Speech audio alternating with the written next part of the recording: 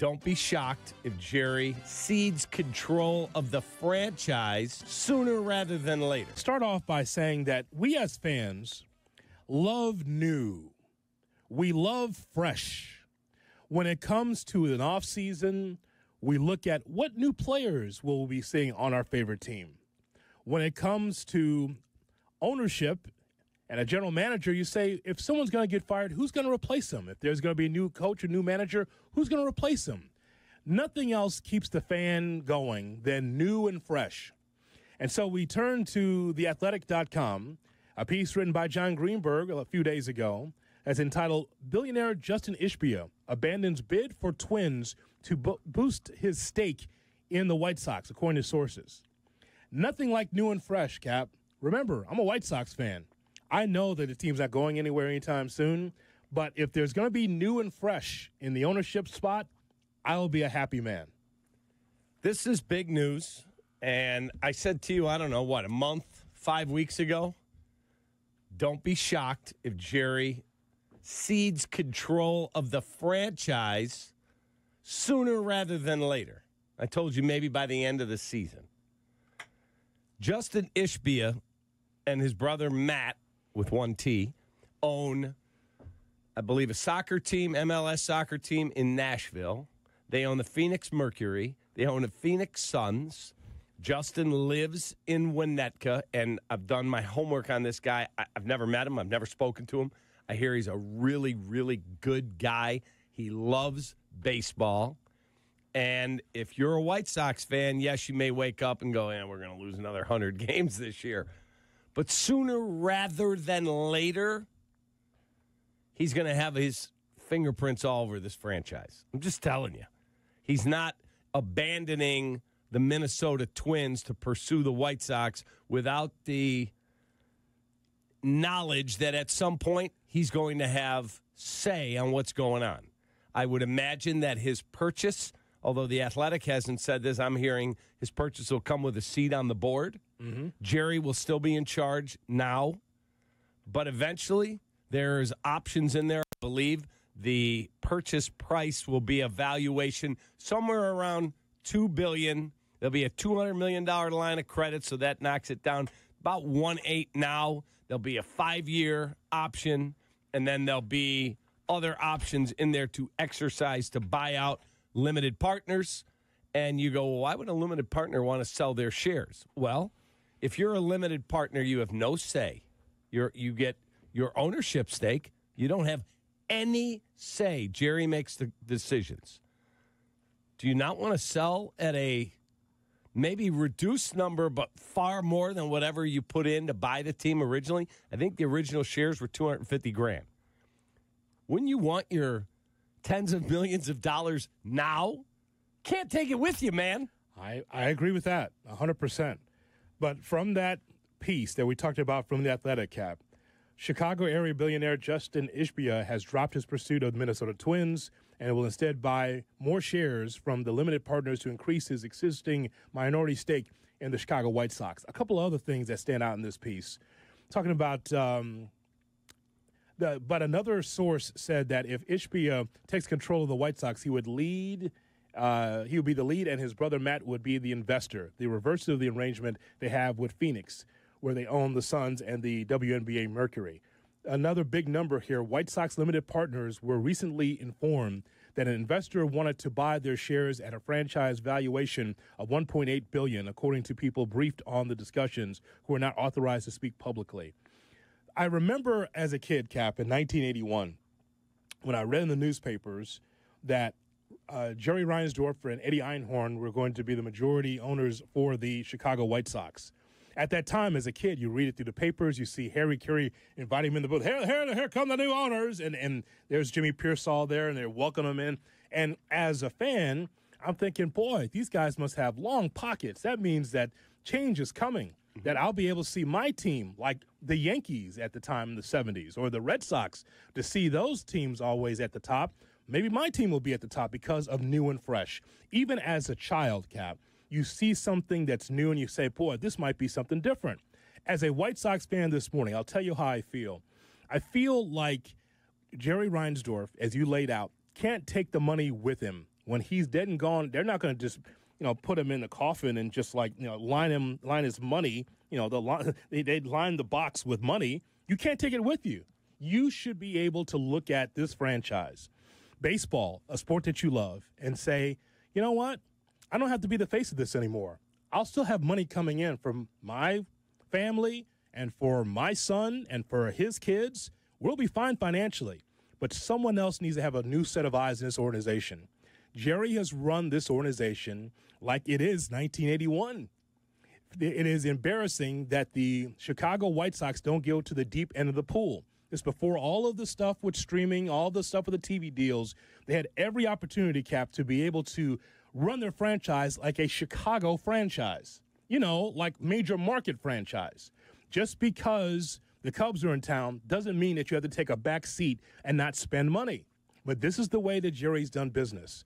I feel optimistic that if the Ishbias take this thing over, that there's going to be an opportunity for the White Sox to be a perennial playoff team because they'll spend the money that way. It's embarrassing that Benintendi is the high watermark for this franchise. Andrew Benintendi?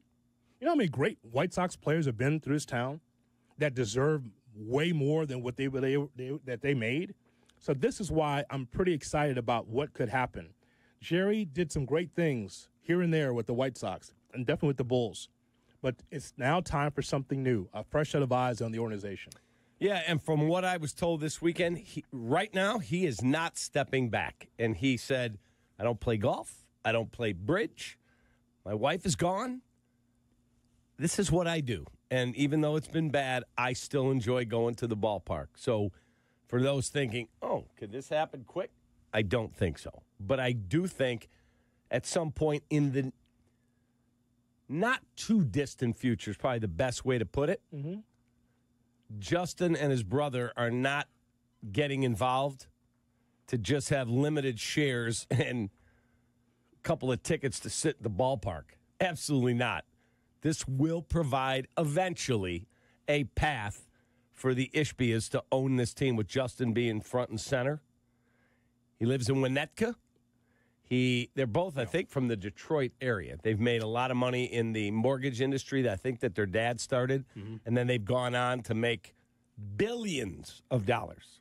So it's going to happen, at some point. God, clear it out, Harry. At some point, it's going to happen, and I think it's for White Sox fans to say we need a little more patience. That's what you need. You have to be patient this year because it's not going to be great, but it's coming. But I know change will come eventually, Cap, because, Jerry might not have any hobbies, but the organization, from an ownership standpoint, has to match the bread and the circuses of the team, meaning that you take a look at around that ballpark, Cap. There's been people that's working there for 20 or 30 years and do great work behind the scenes in the front office.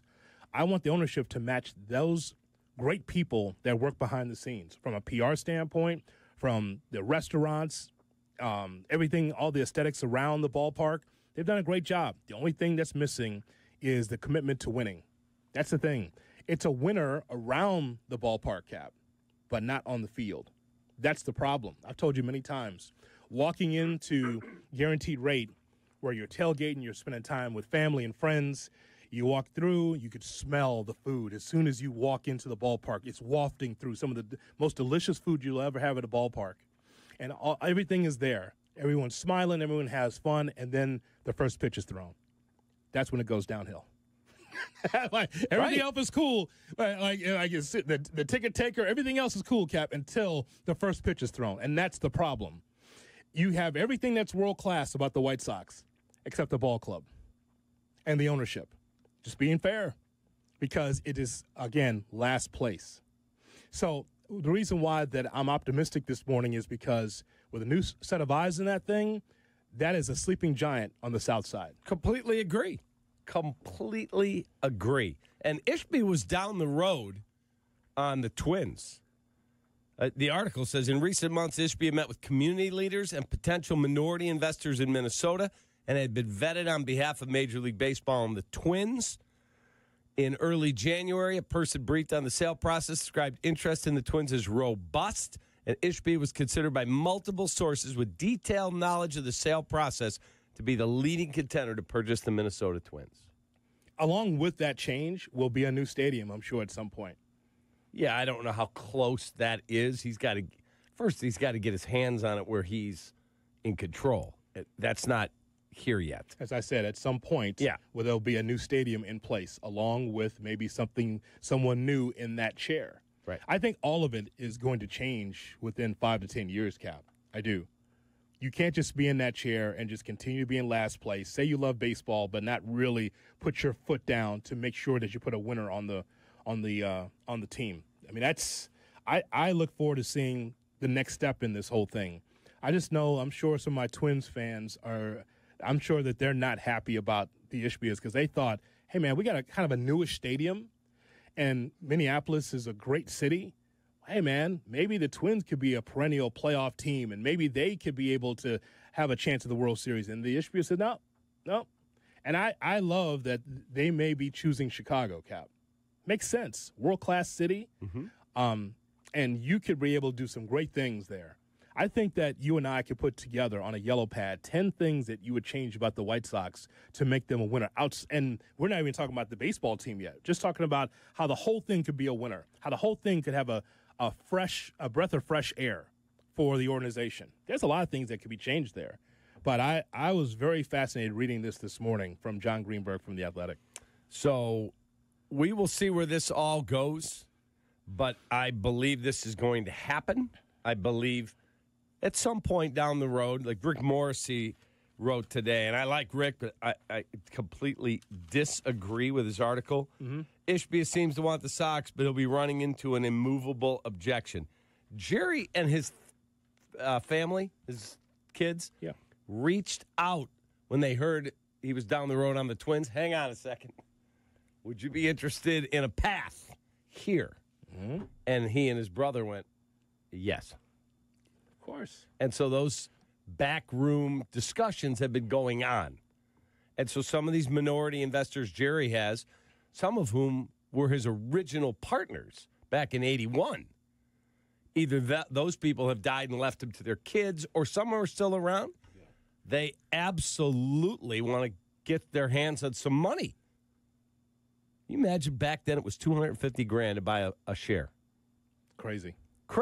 And now the valuation's going to be right around $2 billion. Yeah, you put in the inflation calculator, that's how much it would be, right? In today's money? Yeah, I'll look that up. Yeah, that'd just be unbelievable. That's a lot of money.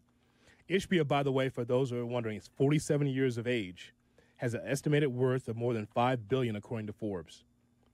And Matt, $4 billion purchase of the Suns and the Mercury, and that was finalized in 2023. Just want to give you an idea of these guys are in their 40s, Cap, and they're looking to be able to increase their portfolio. Imagine them being the owners of the majority owners of the Chicago White Sox. Imagine. I could see it. Yeah. And I see better for the White Sox in that regard, too. I just think that when you've been in for a long time, I think sometimes you just take fans like me for granted. As a lifelong White Sox fan that grew up 20 minutes from the ballpark, and I always loved the White Sox. It's my number one team in town since I was a kid growing up on the South Side, and I just think that it's gone stale.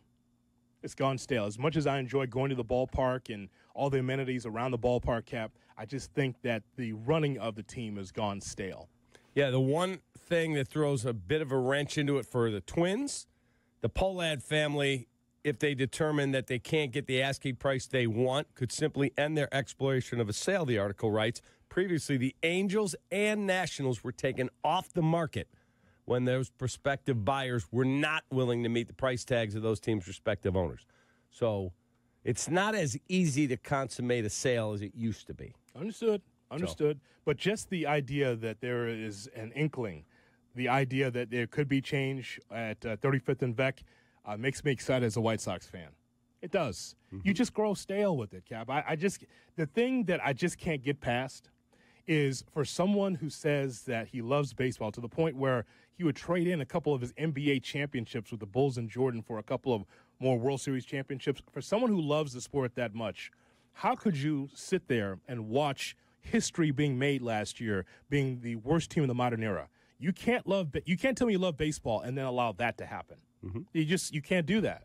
It just, to me, you are just wallowing in the muck and the mire, just saying, well, this is who we are. I know he's a historian of baseball, so there's some history for you. You suck. That's your history. And I just think that the time has come for Jerry. It has come. He's had some good moments, Cap, but that's enough. That's enough. It's time for a fresh set of eyes in that organization.